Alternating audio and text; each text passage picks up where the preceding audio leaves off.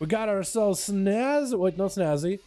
It looks like it's good. Oh, it is Snazzy. Where's this Ilu? It looks like the rogue gets hit with a Hunter's Mark, but he does still lend a sap onto Ilu. The pet does not attack the rogue off the bat. Snazzy trying to get some Shadow Strikes in. I came into this duel at a weird moment. DFA down for the rogue. Is immune to OCC? I wonder if Ilu tried to go for a stun in between there, because the rogue does get a pure immunity. Cloak of Shadows evasion.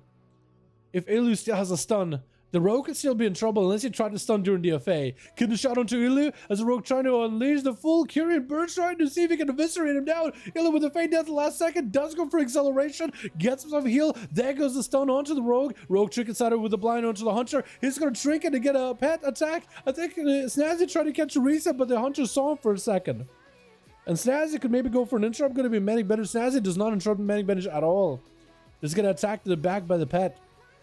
And Ilu got himself a full reset, getting shot by the rogue as well. As Snazzy looking to lock him down with a full stun lock combo. Does he get the damage? He's getting really, really close. But he's going to have to play it very defensively here. Continue to chase after Ilu. So he's actually getting a little more aggressive. Turtle Shell for that DFA. Freeze Trap still lands on him. As the rogue looked at himself, oh crap. And tried to see if he could sprint out of there, but they got frozen.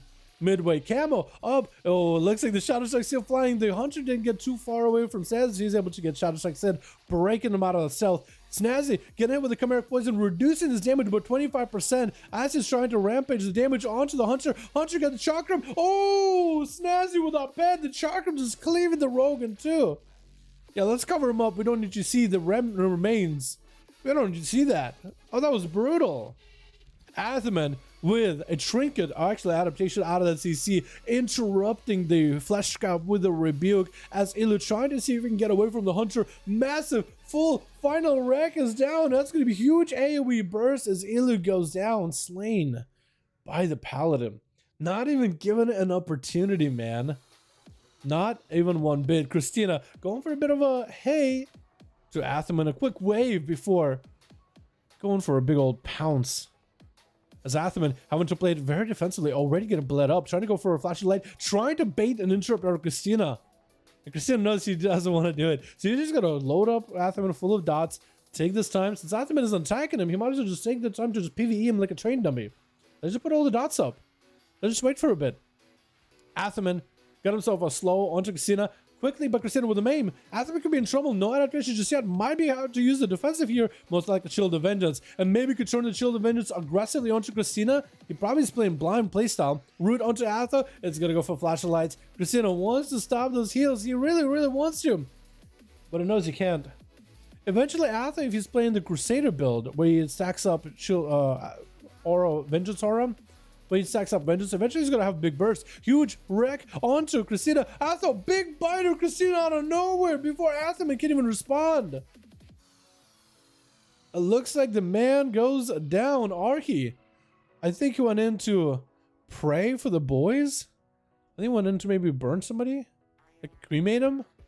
Either way, huge damage out of Christina. Decreate is going to be up next. Trying to see if he can get a stun onto Christina. Maybe it'll give him a break to get all the pets up. Second stun to Christina. Mortal Coil to follow. Tyrant is joining the fight. Christina's just sticking out in the open. Going to be a quick roll on the pets. Is going to create some line of sight. Jumping down. Shadowfear around the corner. Decreate is going to get the Decimate Bolt. Christina not sitting a stun long at all. And the pets are chasing after Christina, but he's able to break away. The speed of the Feral Druid is actually almost able to get him into line of sight and get into maybe a resell. A full restealth, getting interrupted on a flesh cut as the Felguards is still in there, chopping up with the Feral, doing a bit of damage. Decreate hit with a full maim is going to port as well as the gateway out of there. Maybe too much mobility burn. Maybe should have waited for Christina to close the gap first. Still has Decimating Bolts available. He can still go for big Demon Bolts and is trying to see if he can blast through Christina. Quick roll by the Feral Druid as they peel behind the pillar. Gotta go for a bit of a frenzy regen, a little bit of healing. Cyclone onto the Felguard pet as Decreate is out in the open, but a Mortal Coil. At least he's gonna send Christina at bay. Had a fear pre-queued up in case Christina was gonna rush out there after the Mortal Coil. Looks like they're actually just gonna go for a root onto some of these pets, trying to go for a stun on, I think, what was the Felguard. But that's gonna be quick interrupt by Decreate. Huge leap by the Feral, covering max distance here. Decreate trinket out with a port behind the pillar. Wants to go for a Vile Fiend if he can.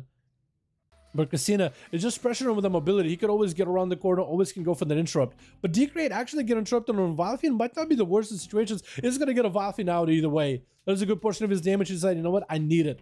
I need my Valfian. Quick Fear onto Christina. Does create some CC. Is going to summon up a Tyrant. The pets are empowered. Summoning down the Obelisk. Christina does not kill the Obelisk. Instead, goes for a Roar on all these pets. Flesh cut up for Decreate to catch up. These pets are still chasing after Christina. Even without the Tyrant helping out, the Valfian as well as the Felguard still do quite a bit of damage, especially with that empowered Obelisk. And Christina and other classes just needs to focus down the Obelisk a lot more often. It's basically like a totem. It'll empower all the pets that are near it. But if you kill the Obelisk, which basically has a bit more health than a totem does. I'd say it has the health of like a Healing Tide totem, the healing one. If you can kill it, then a lot of that value is gone. Christina not able to really get a good line of sight, getting blasted by those Decimate Bolts out of Decreate, and that's going to be another pet stun as well as an interrupt onto Christina. Does Christina have anything in order to maybe get himself a Flesh Cup? Going to be behind the pillar. Bear form, try to get a Flesh Cup. Decreate will not be able to get the angle. He's just going to have to play that a little bit more carefully. A little bit safer. Cyclone onto his main pet. He does have the port back behind the pillar. He has the gateway, although I don't know if he has a cooldown available for the gateway. Does he still have the gateway buff? Or I guess the debuff rather. That won't let you use it for a bit. We'll have to wait and see. Still into Christina, but the break out of it with a trinket. Decimate Bolt get it set up, but Decreate might be in trouble. Bites out Christina, taking out that Warlock. It was a bit of a longer duel. 8 minutes into the setup. Christina and Bear Form maybe has a Flesh Cut. Alonia charging in, interrupting a Flesh Cut from Christina, playing a Necrolord themselves to match up Christina a little bit better. Christina with a Cyclone, Alonia could shrink it out of it if they wanted to, but they did destroy the opportunity for Christina to get a big defensive out, so maybe Alonia will just play it very, very safely. And that might be the better opportunity here. Not letting Christina catch a reset. Christina with no shield while Alonia has a full Flesh Cup set up. Christina trying to see if they might be able to turn this around and maybe put some pressure onto Alonia. Full Shackles of Addiction out for Alonia. Loves the Shackle play. Shortest main by Christina. Not able to go anywhere thanks to the Ursuls. Try to just waddle out. Using the Wild Charge to an ally. Very... I don't know if I like that kind of play, to be honest. Because it's not really a 1v1 duel in that case. Plus, Ferals are not really like a... I don't know. They're not a class that has struggles in duels anyway. So, I don't know if I like that, but Christina just a moment of desperation. Either way, even if that happened, Alonia was able to slay Christina.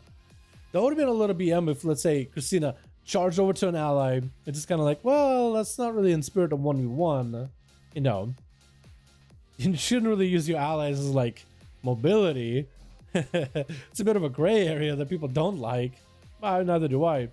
That would have been BM if, let's say, Christina used that Fell Rush or Wild Charge to head over to an ally and won the duel. That would have been BM. Wolf getting interrupted. Does someone knockback for Alonia as the Feral is able to recover. Wolf might be a bit of trouble.